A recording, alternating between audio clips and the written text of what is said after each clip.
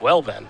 Yeah. And not messing around here. No, and I think that Jason Bennett has a big edge in this matchup. They're playing with a lot of similar cards, but Jason goes much bigger, and assuming in a beatdown mirror, assuming one of the decks isn't substantially faster than the other, typically you want to be the slightly larger deck, and Jason's Big Naya deck definitely qualifies here. I would say for Jason, it is very important for his deck to draw Sylvan Caryatid. Yes. Very important. No Elvish Mystics hanging out here. So he's got a lot of expensive spells, and the power level of his deck is through the roof. He's just got to make sure he can actually cast the spells on time. As here's a Soldier of the Pantheon from Arnold. He'll get the party started here. Bennett with just a stomping round before passing the turn back. So Jamie will take a draw here. I feel very similarly about the junk lists. When those decks don't have Sylvan Caryatid, it's a mess a good portion of the time. Got a Sacred Foundry. 16 here for Arnold. He's going to play a copy of Fleecemane Lion. So for Bennett, this is almost the crucial turn. Does he have a copy of Sylvan Caryatid? He's going to take 2, go down to 16, and he does. That's a big draw. It's a good start for Jason. He's still got some ground to make up here. It's not even clear he has the luxury of blocking this turn out of the risk of something happening to his Caryatid, but he can start deploying some of his larger threats. I would be a little bit scared to block, especially if he knows what he's up against.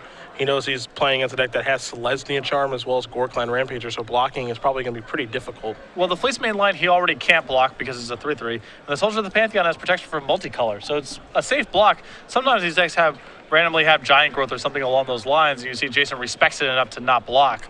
But a block on the Soldier of the Pantheon is actually safe. Down to 11 goes Bennett. He's going to play a copy of Courser of Krufix, see if we can find a land. It's a copy of Mizium Mortars. Does Bennett have a land in hand? He does. Stomping Ground is going to bring him up to 12. Just has to pass the turn back over to Arnold, who's going to cast Selesnya Charm on the end step. A 2/2 Knight is coming. Now, the big thing for Jason next turn is, does he have one of his Haymaker 5, especially Archangel of Thune? That would be the big one here. Goreclan Rampager right now in Arnold's hand.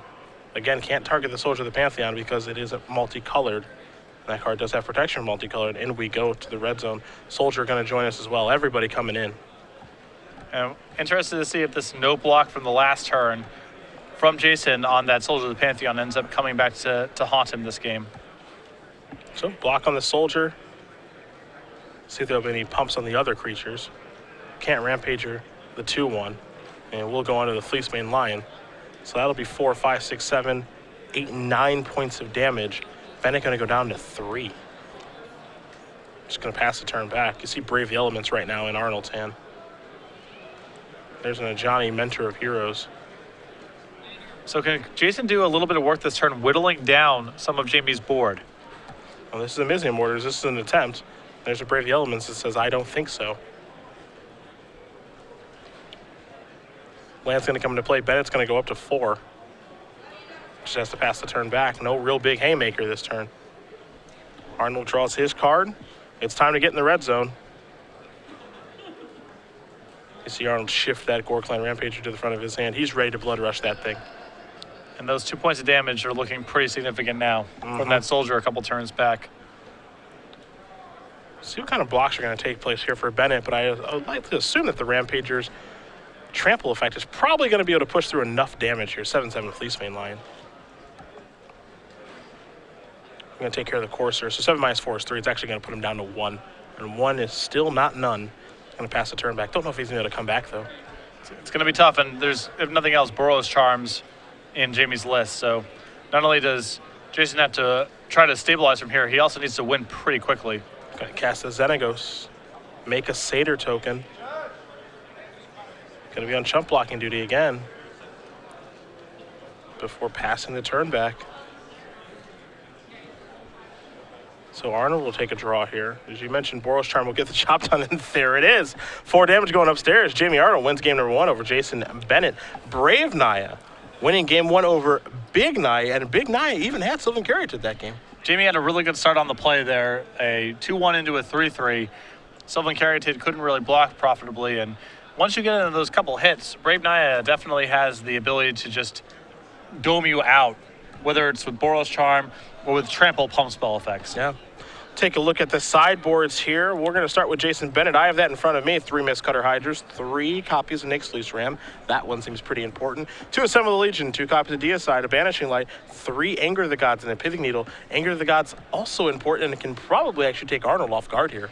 Yeah, you wouldn't necessarily anticipate it out of something like Jason's deck, but it is pretty potent here, and Jamie does not have a lot of threats that survive it. He has 3 copies of Loxodon Smiter and his Gore Clan Rampagers if he ends up hardcasting that, but Anger of the Gods could potentially be very good against Jamie. I mean, now, of course, Jamie could craft a board state here where, he's able to cast a Boros Chart, make his creatures indestructible, or Brave the Elements, but I think this is a situation where he probably just won't see it coming. Anger of the Gods is a card that doesn't see a lot of standard play.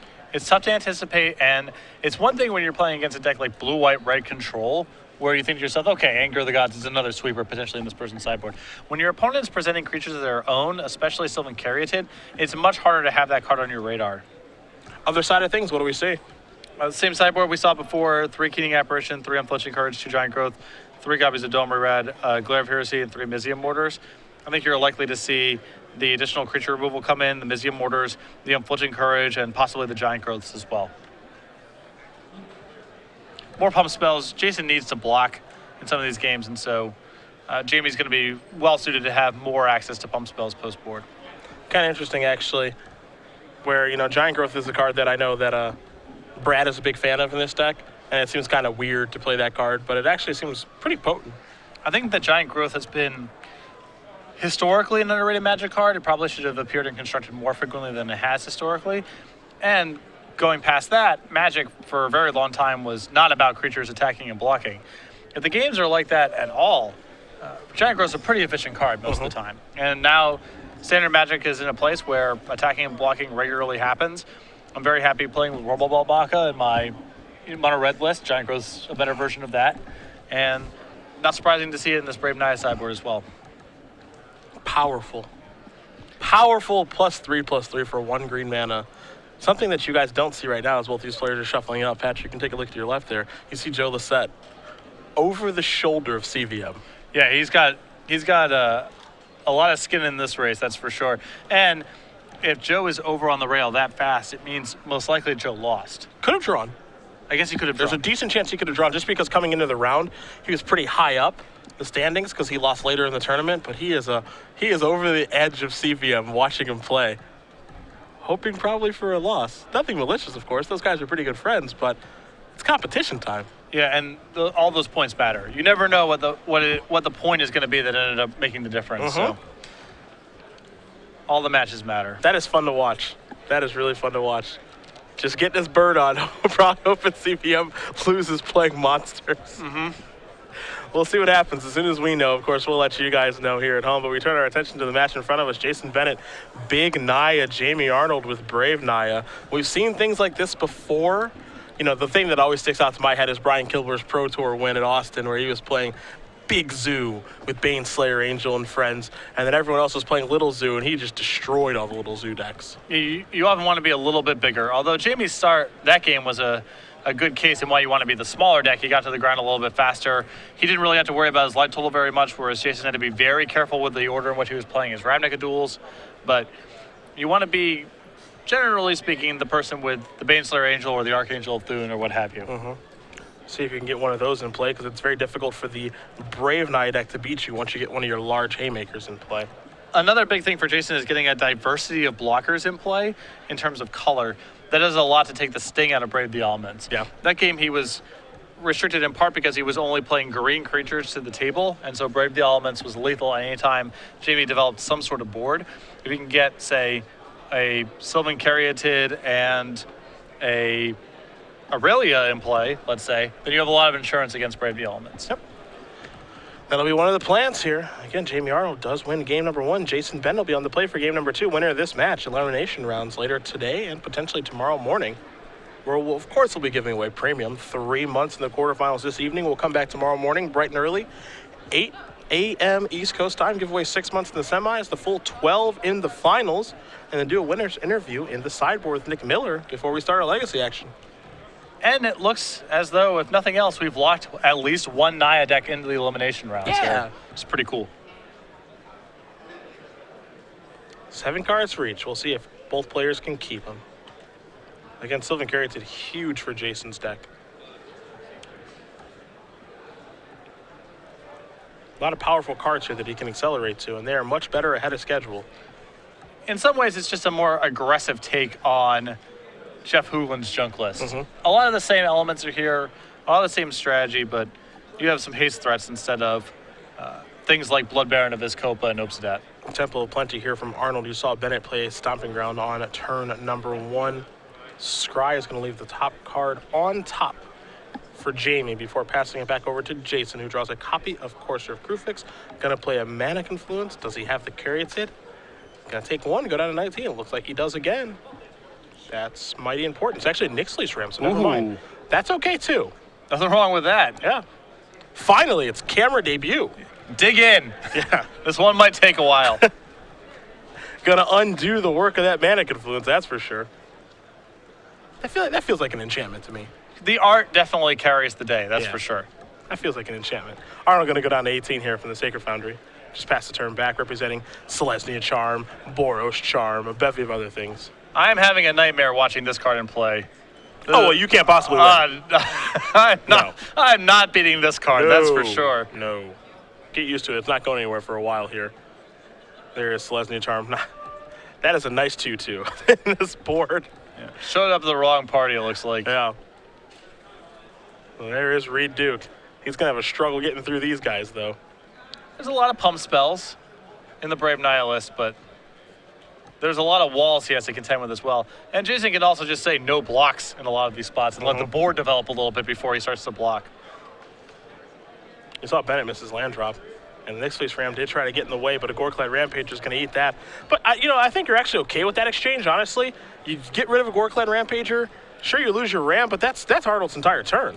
Yep. You And probably don't mind that too much. Jason just needs some breathing space here, you know? That's the most important thing. Just allow his mana and his cards to develop. So all the time he gets is very, very valuable. Of course, you're going to come in, going to gain a life here. Pretty big change of things there for Bennett, able to find some lands as he was stuck for a little while there. Yeah, an attack, and now another Goreclad Rampager going to take down the Courser. How do you feel about these immediate blocks? I like it. Just at some point, Jason has to block with his cards anyway because that's what he does. And the higher his light total is and the more powerful the threats he plays after Jamie has used up all of his pump spells, the better off he is. So You saw a second Goreclad Rampager take down that Courser of Kruphix. Advent of the Worm right now in Bennett's hand, along with Banishing Light and Xenagos as well. So he's working his way towards those very powerful cards. The question is, when does he want to cast them? I think that I like playing Advent this turn. There's no way he could have a third pump spell, right? And even if Jamie goes monsters with Fleecebane Lion, Advent still checks that. Yeah, So, 5/5 versus a 4/4. yeah. You don't mind. And there's a Banishing Light. Looks like he wants to take care of the Fleecebane Lion, however. Get that thing out of the way. Going to take 1 so he can leave Sylvan Caryatid back on defense. The question here is if Arnold attacks, is he blocking? Well, the way he's done this, he certainly is. I'm not sure if that's necessarily the play he wanted, but he's priced himself into blocking the way he's taking a point of damage off that Mana Confluence. It's almost like he's forced to block now. Yeah, I believe he is. But maybe not. You saw Arnold not attack, so doesn't have to block. So a good play there from Bennett. If I'm Jamie, I feel like I'm attacking there every time. He may have said they attacked. Yeah, there's a chance of that. It's a vigilance creature, so sometimes someone goes attack and the other person says block, so. Another copy of Sylvan Caryatid before passing the turn back over to Arnold. He's got a Boros Reckoner out there. That one, Bennett can't really block.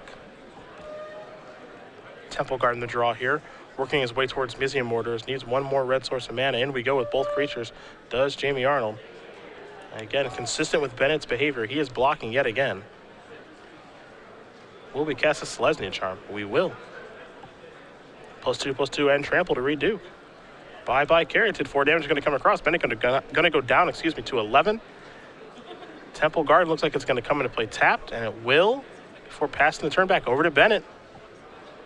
Picks up a draw. It's another copy of Nick's Fleece Ram. The Ram is a great draw here. Gets to check that Boros Reckoner. Arnold draws his card. That's a mana confluence. Almost played it. Slowed down. He wants to be able to trap him with the Mizzy Mortar's Overload. Yeah, I think he's trying to get any sort of block here with the Nyx Fleece Land. And then Ram, and then Mizzy Mortars can finish the job. Blocking has been very consistent with Bennett's behavior. There are your blocks. No damage going to come across, but Mizzy Mortars is certainly going to finish things off here. 6 mana. I wouldn't mind taking 2 to kill both those creatures. It's got to be worth it. And Jason with Selesnya Charm in hand, but that's not enough to save the Ram here, as the Reckoner dealt 3, and now Mizzy Mortars is dealing 4. Oddly enough, he's not going to be able to save either creature. Yep. As the Reduke token dealt 2, and then he gets his creature +2/+2. It's 5 on defense. So if he Selesnya Charms here, he actually doesn't save either guy. No, it's to no effect here. Yeah, I think he's going to float the mana, maybe cast a Charm in the end step for a 2/2, but that's about all he can do. That's still not shabby here. It does give him a blocker. If he can find some sort of answer to this Boros Reckoner, he's in okay shape. Yeah, looking for a Banishing Light. There's a Temple of Plenty. Also has Course of Crufix in his hand as well. Work towards gaining a little bit of life here. You also see the Archangel of Thune, so. There's a plan. There's definitely a plan. It's just, can he get there? Gonna take 1 for Mana Confluence. That's chipping away at his life total. There is the Courser. Top cards of Mizzy Mortars. This is a Temple of Plenty. Gonna go up to 10. That Mortar's gonna stay on top or go to the bottom. Looks like it's gonna stay on top. A little surprising there. He needs mana. In we go with both creatures. Arnold's been attacking the entire time. So we got some blocks here. There's a Gore Clan Rampager. So a bunch of damage is going to take place here. We'll see what happens with when the dust settles. The redo tokens will trade. Boros Reckoner went over that Courser. Down to 5 goes Bennett. And this is why I was not a big fan of keeping the Mortars on top. It's not really a reprieve to what Jason is losing to right now, which is an absence of land drops. And my goodness. Oh, I'm Brave the Elements there. Has to pass the turn back. He might be in the hard lock now. The Boros Reckoner hard lock where you can't block it. Goes down to 3. Excuse me, it takes 3, goes down to 2. Follow-up is locks it on Smiter. And I'm not sure if Bennett has a way out of this. Draws a copy of Temple of Abandon. Gonna play that, gonna scry. But he's gonna end the game with his big spells in his hand. A Xenagos, an Advent of the Worm, and an Archangel of Thune that he was never able to deploy. I question the value of Xenagos in this matchup. It doesn't really seem like a card that's going to be good unless Jason is already winning the game. Yeah, I'm right there with you on that. He's going to tap some mana and extend the hand. Jamie Arnold wins this match over Jason Bennett. 2-0. Brave Naya taking down Big Naya. All those pump spells, too much to take. And Jason could just not ever get out on the front foot. He had a lot of powerful threats in his deck, but he was just under duress the entire time, losing his mana creatures, taking a lot of damage off of that mana confluence, and Jamie was able to steal the game before Jason was able to deploy any of his large threats. Yeah, just a tough game there for Bennett. Again, Sylvan Curate's it's so important to his deck, and you can only imagine how the games go when he doesn't have it. Right. You know, that's the thing that worries me about the Big Naya deck. I like the power level of it for sure. That's a deck that I feel like needs 8 accelerants. Well, in the post-board games, in the most aggressive matchups at least, he has access to Nyx Fleece Ram and Anger of the Gods, so he can sort of slow down the game that way. I do agree that game 1, it seems, if he doesn't have that card, he's probably just spending too many games where he doesn't do anything for the first couple turns. Yeah, spinning his tires, as it were. But either way, Brave Naya, Brad Nelson, I know you're testing for Pro Tour Journey into Nyx. That's happening next week. Well, you did it, buddy. 1 is through. Into the top 8. Potentially the #1 seed. Congratulations. Yeah. Pretty impressive. Say again? So congratulations to Brad. Pretty impressive. He's been a pretty loud advocate for this deck, and here it is on its way to the elimination rounds.